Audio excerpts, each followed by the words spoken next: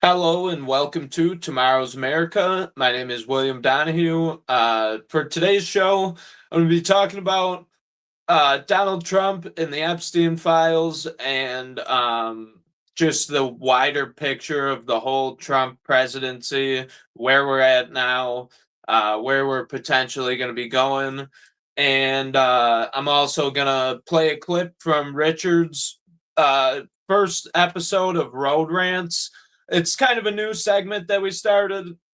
It's something that just when we're driving and either me or Rich get an idea and our brains start brewing, I thought it'd be fun to just pull out the camera and take a video in the moment and get like a live take of how we actually think about things. And um, yeah, so I'm going to play a little clip of that. Before I get into all that, please like and share this video, subscribe to our channel, share this with everyone that you know. This is important information, and it's critical that people know this so that you know how to prepare yourself, and really so that we know what we're dealing with uh, on the world stage, and who people really are, because politicians, the part of the word politician, the first part is polite, and it's all about being polite and doctoring yourself up to look nice while you do things,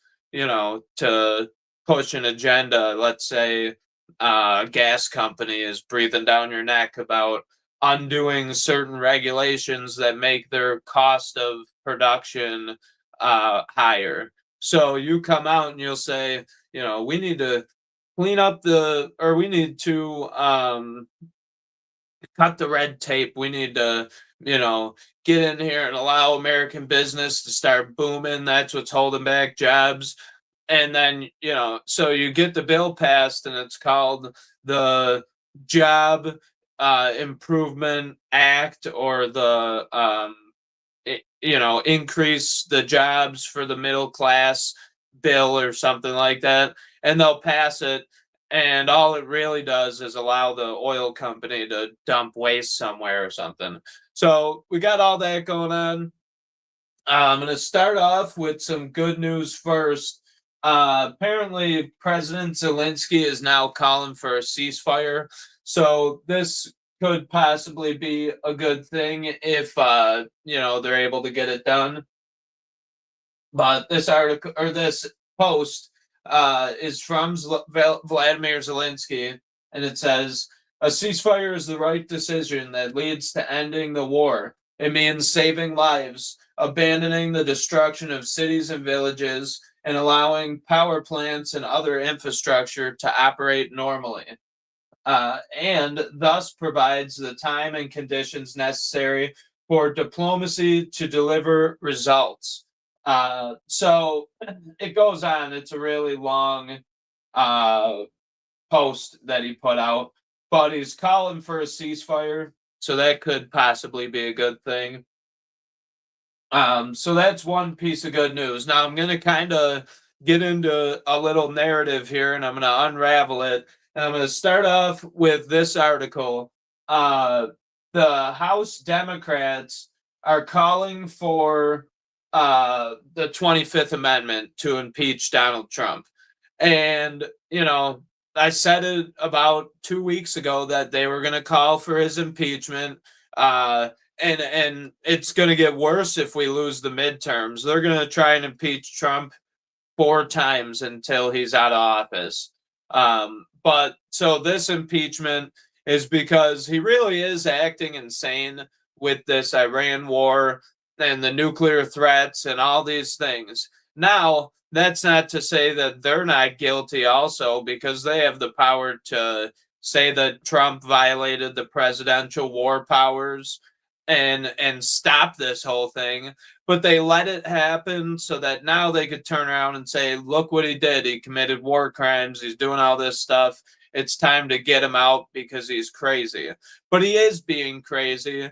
So they want to impeach him, and I'm not going to fight it. I'm not going to stand up for him the same way that, he didn't stand up for any of the January 6thers, any of the talk show podcast hosts who were getting canceled. He didn't stand up for, still not standing up for Tina Peters. So I'm not going to stand up for him. He won't stand up for America. And I have to say, let it happen, I guess. Let the cards fall where they may land, because we need a shake up in this country. So the House Democrats are calling to impeach Donald Trump. Trump, I'm going to get into the Epstein files a little bit here. The Democrats are calling to impeach Trump, and it's for reasons, like the Epstein files, this war, the ICE, raids, which I'm all for ICE deporting illegal immigrants and all that. But so Donald Trump said that he likes kicking people out of MAGA lately. All of his original followers he kicks out of MAGA. So I'm interested to see if he is going to kick Melania Trump out of MAGA, or say that she's a white supremacist, or she's a pannekin, or whatever else they like to say about, because Donald Trump, uh when he was dealing with the Epstein files and trying to cover it up and all that, he wouldn't, or he said that if you want the Epstein files released, you're not MAGA. So let's see if he says the same thing about Melania Trump here. This is what she had to say.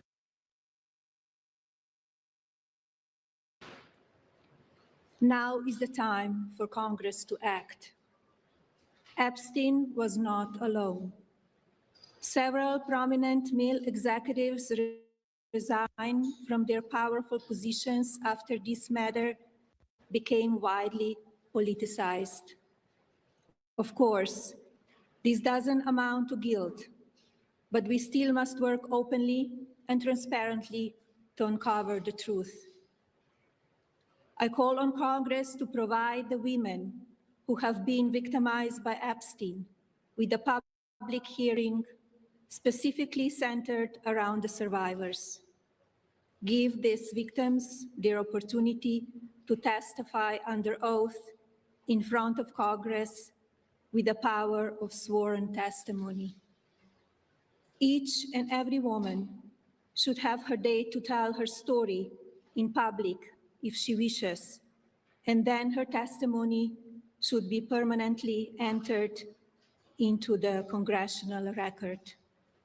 Then, and only then, we will have the truth.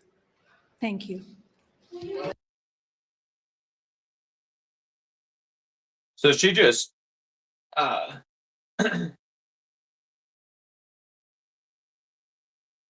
So she just turned and took off. She just walked away, didn't take any questions. She came out. She essentially, if you think about it, she essentially breaks from Trump, comes out, says that all the Epstein victims should be on the congressional record, making statements of who they saw, who was there, who victimized them, the whole network. She wants to bust open the whole network. And realistically, she's thinking about the future of this country. She's thinking about draining the swamp.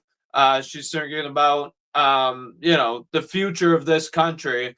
And I'm not sure if Trump knew that she was going to say that.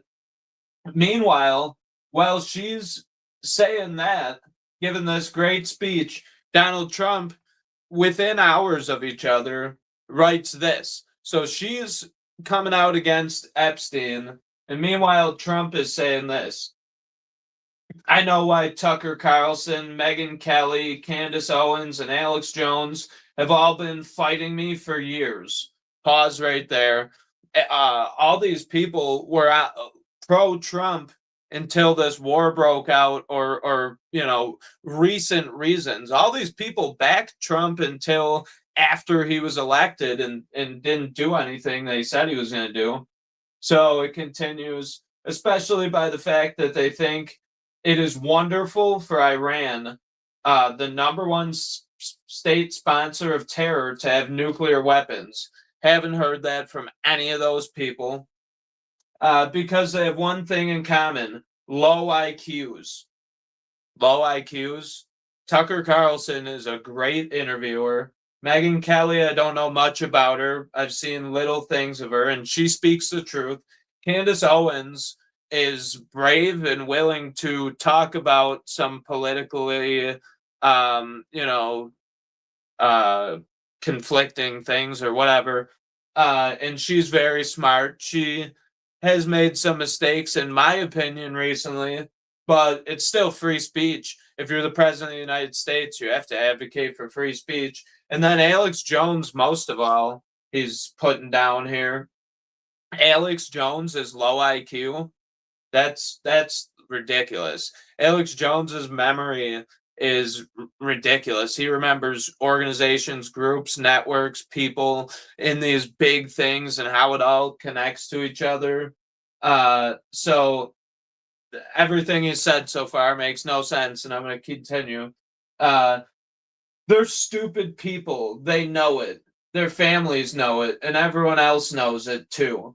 Look at their past. Look at their record. They don't have what it takes, and they never did. They've all been thrown off television. So this is huge right here. They're stupid people. So one, he has no argument. He's just name calling. They're stupid people. Their families know it.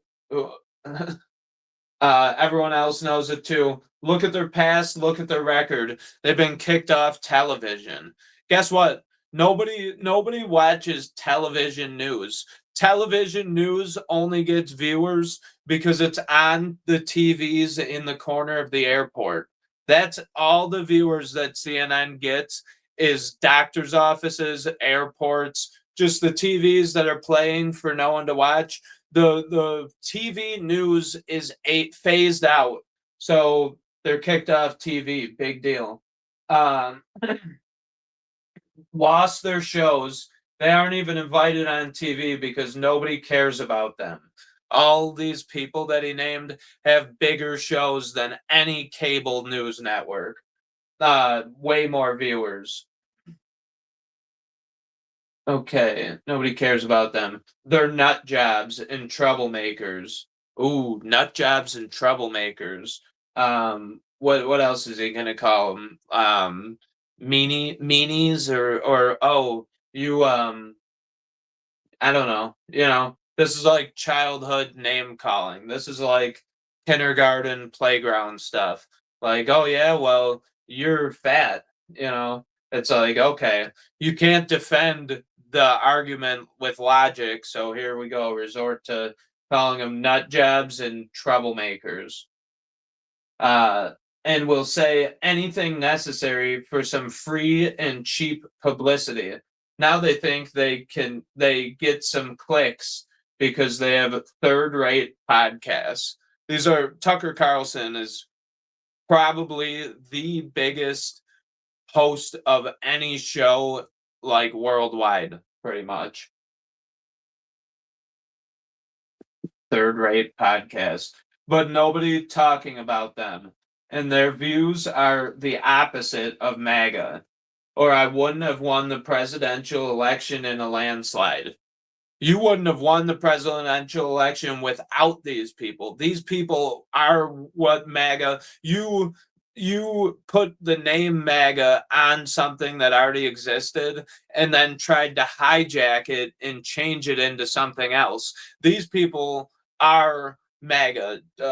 Literally, Alex Jones, when he was being, I guess, politically crucified in front of the world at his trial, which he didn't even have a trial. If you look into the details of it, he got defaulted because they said that he didn't provide whatever information about marketing or something that Alex Jones claims didn't exist. And they said, okay, well, if it exists or not, the fact that you can't provide it shows that you're guilty. So he got defaulted. But anyway, during the trial, the expert on disinformation literally said that he was you couldn't even measure how much of an effect that Alex Jones had on the 2016 election, and that he's the reason Trump got elected. So Trump wouldn't have won in a landslide without these people. Landslide. MAGA agrees with me, and just gave CNN 100% approval rating of Trump. CNN. Now Trump is quoting CNN. Um, not hand flailing fools like Tucker, who couldn't even finish college. He was a broken man when he got fired from Fox. You should have been defending him. This is free speech. This is a journalist. You're out here attacking him, a guy that got fired from Fox. Big deal. Back in the day, getting fired from Fox meant you were done for. Not anymore. He's got one of the biggest podcasts in the entire world. Hand flailing fools like Trump or Tucker. Perhaps he should see a good psychiatrist or Megyn Kelly, who nastily asked me the now famous only Rosie O'Donnell question, or Crazy Candace, who accuses the highly respected First Lady of France of being a man when she's not. This is good right here. We will hopefully win lots of money in an ongoing lawsuit. Actually, to me, the First Lady of France is far more beautiful than Candace. Has anyone ever seen Emmanuel Macron's wife, Brigitte? She is a troll-looking little creature. Candace Owens is way, way, way more good-looking than Brigitte Macron. Or bankrupt Alex Jones, who says some of the dumbest things and lost his entire fortune. He didn't ever have a fortune. And he should have, for his horrendous attack on the families of the Sandy Hook shooting victims, ridiculously claiming it was a hoax. Alex Jones and the Sandy Hook thing, Alex Jones literally went to bat standing up for Donald Trump in 2016.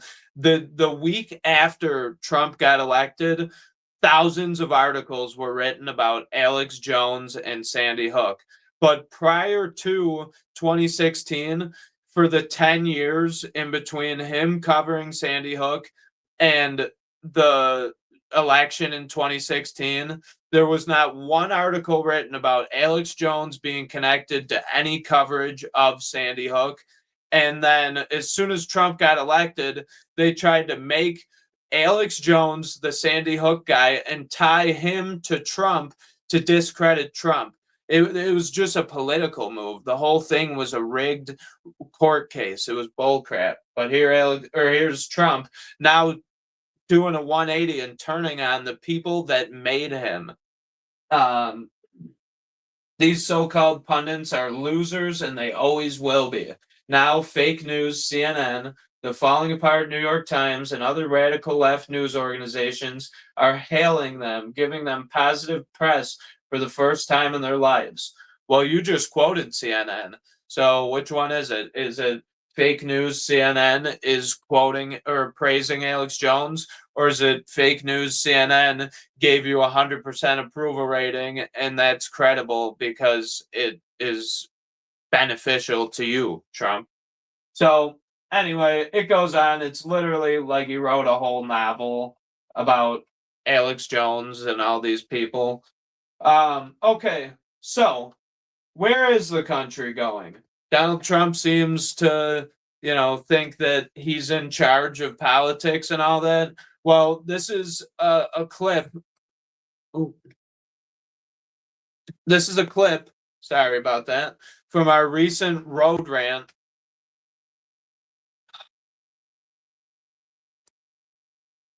Sorry about that. I just had a pop up on my screen.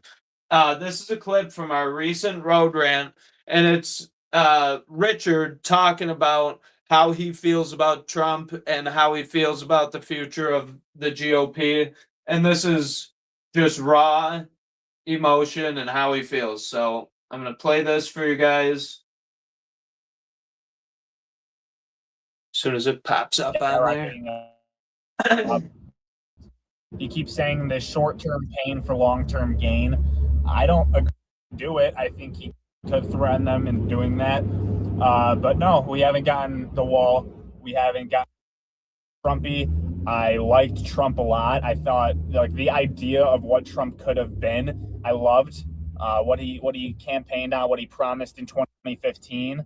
I viewed, maybe it's just because of what happened the last 4 years prior to that, but under Trump in the first term, I thought it was a great time. I was pretty young, though, to be fair, comparing, Biden to Trump. But when honestly you look back on it, yeah, so Donald Trump created the COVID vaccine. Not a lot of people even know about that, but he did. More failures that we've seen is him promising the wall, the Mexican wall, to be built. He also said that Mexico would pay for it, but we haven't seen anything of the sort. And obviously that is kind of a lofty goal to have them pay for the wall. But realistically, if you wanted to use tariffs as a way to do it, I think he could threaten them in doing that. But no, we haven't gotten the wall. We haven't gotten mass deportations, which is another one that he campaigned on. We haven't gotten a lot of stuff. And, especially with the whole Minnesota situation, had to pull out of Minnesota entirely. That's a complete failure. He's a no new war president, and he's gotten us involved with an Iran conflict twice, Venezuela once. Although the Venezuela one and the 12-day war were both quick, there's still conflicts that you wouldn't really think a no new war president would do. On top of that, he was supposed to be the affordability president. He said that he was going to make housing affordable again, make groceries affordable again.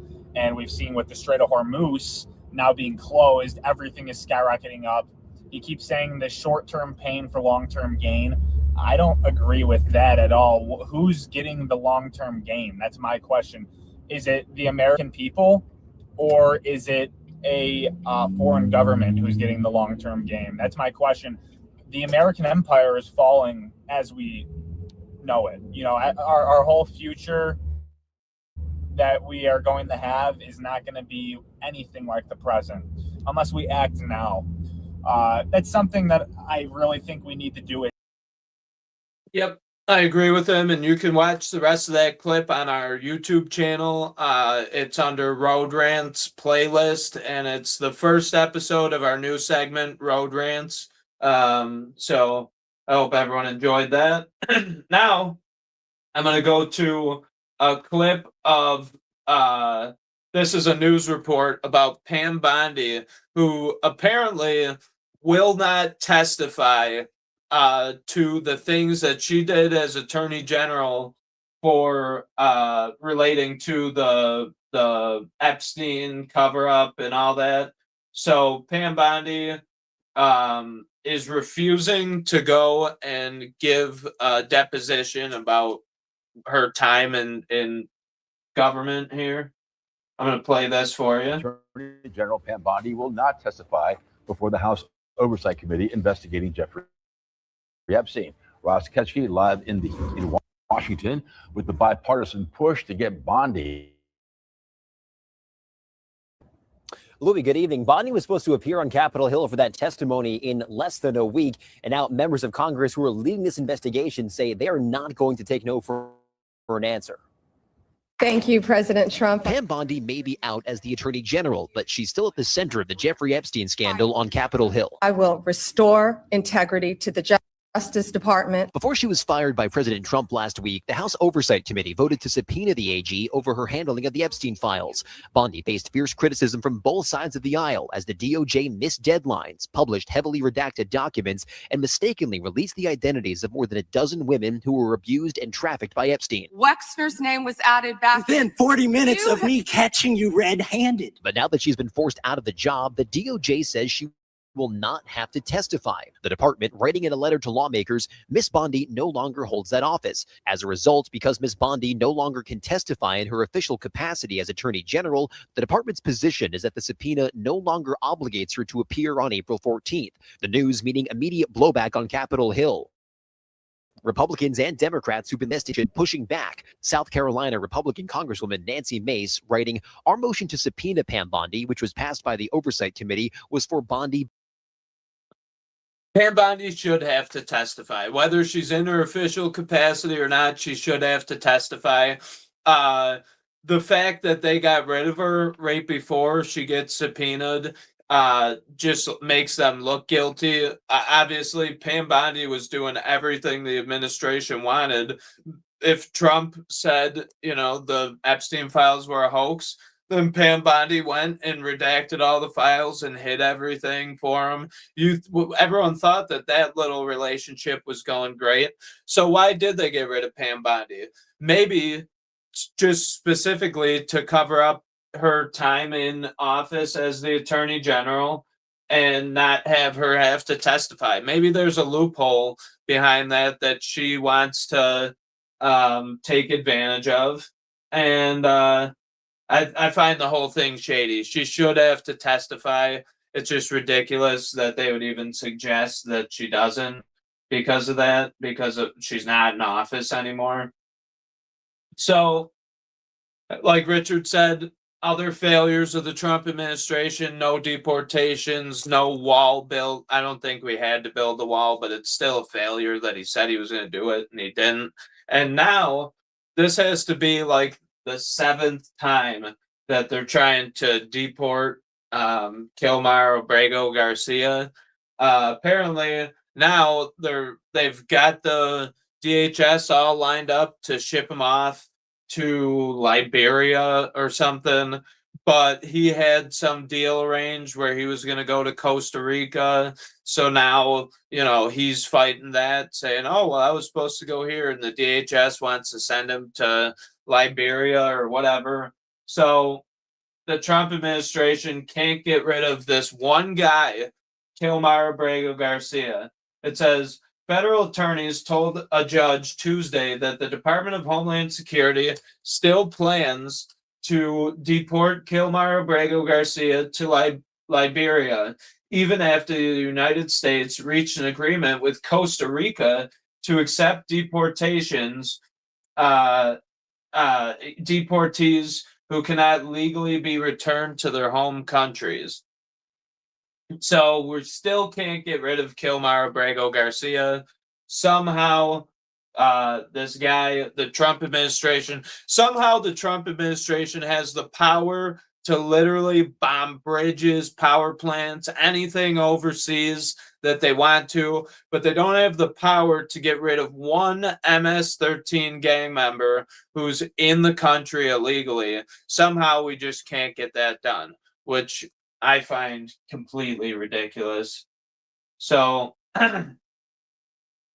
there's a little bit of corruption also involved with this Trump administration, and it's money-making schemes. So a lot of Trump's cabinet members, and I think that his children are involved, and a lot of the people around him are involved in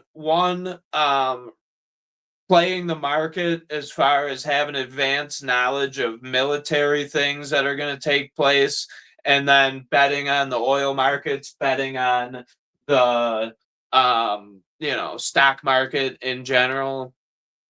And they're playing the stock market also. According to this article, the White House issued an email saying that they want White House staff to stop taking bets on the poly market. And it says the White House aides got an email last month telling them not to place bets on prediction markets with non-public information, multiple administration officials told CBS. It was sent March 24th, according to 2 White House officials. The email obtained from White House Management Office was obtained by CBS News, states recent press reports have raised concerns about government officials using non-public government information to place wagers on online prediction markets such as Kalshi or Polymarket.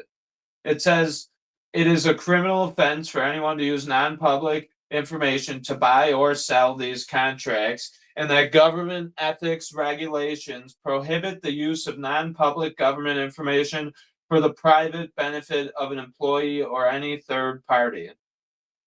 So they're playing the poly market with information that nobody else has access to. Me or you doesn't know what the White House is going to do. So we might be able to place a bet and have a chance of getting it right if you're geopolitically knowledgeable, but you don't have a chance against the White House, who is literally filing the paper, and they're like, oh, JD Vance is going to do that. So they jump to Polymarket, place a bet, put through the thing, and get paid out, a half hour later. And that's just a little bit of the corruption. So we know they're playing the oil markets, they're playing the stock market, they're playing the poly market, and it's all to enrich themselves. And it's on a bigger scale than just staffers, placing bets on poly market, but it's a pretty big deal. It would have been a big deal 10 years ago when the news cycle wasn't so crazy, where, literally almost getting into World War III is no big deal 3 to 5 days later. That is ridiculous, but that's the world that we live in. So, yep, they are using non-public information to place bets on the poly market. This also is being allowed to happen, and it's having to do with the UK censorship laws. The UK is heavily censored and doesn't have free speech. So now they're trying to utilize their Electronic Safety Act or whatever. Oh, the Online Safety Act of 2024. They're trying to utilize that. So we have a treaty with the UK that if they want to gather intelligence on the American people, they have to go through this certain channel according to a treaty to be able to obtain that information. According to this here, via electronic submission, Freedom of Information Act 2000 request, disclosure in public interest regarding extraterritorial enforcement of Online Safety Act 2024. So this means that if you make Facebook posts, England can take the information from your Facebook post, put you on a list, and then if you ever went over there, they could arrest you for violating the Online Safety Act. And they're doing that not in compliance with treaties that we have existing with them. So that's what's going on. That's just a little catch up on the news. Hopefully me and Rich can get back on here and put together a nice show in the next couple days and really get into, all these different topics. Right now, I'm going to end the show. I'm going to wrap it up by just saying Christ is King. We need to pray for this country. We need to pray for our leaders. We need to pray for our soldiers. We need to pray for these countries that we're at war with, Iran, Israel. Pray for Lebanon. Pray for Afghanistan and all these countries. There's wider conflicts, Ukraine, Russia. Pray for the Congo also. The Congo is in a serious state of total chaos because Europe has carved them up and split them up into warring little tribes that are endlessly fighting with each other. And just get involved as much as you can. Say prayers for these people. Organize with your local community and start to figure out maybe a couple contingency plans for food in the future if the Strait of Hormuz stays closed, and really start studying who's in your local elections and get involved with that also. But Other than that, I'm out of stuff to say here. So I thank everyone for watching. Please like and share this video. Subscribe to our YouTube channel. Share this with everyone that you know who's like-minded, or maybe people who are on the fence and just need the information to get them over to the other side. And with that, we're going to wrap up the show. And thank you for watching, and have a great night.